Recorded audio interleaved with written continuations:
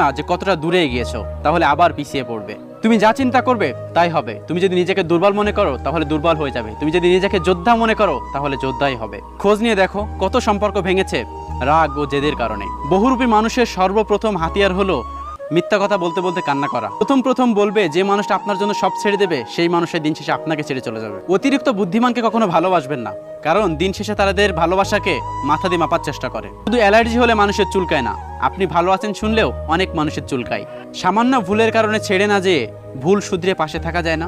স্ত্রীকে কখনো তুই বলে অভ্যাস করবেন না, এটি খুবই বাজে অভ্যাস। স্বাভাবিকভাবে তুমি বলুন, আর যদি কখনো রেগে যান তাহলে আপনি বলুন। চোর মূর্খ হলে কিছু সম্পদ নষ্ট করে, আর চোর শিক্ষিত হলে জাতীয় সম্পদ নষ্ট করে। ভালো থাকার একটাই উপায়, চোখ বন্ধ করে মেনে নাও।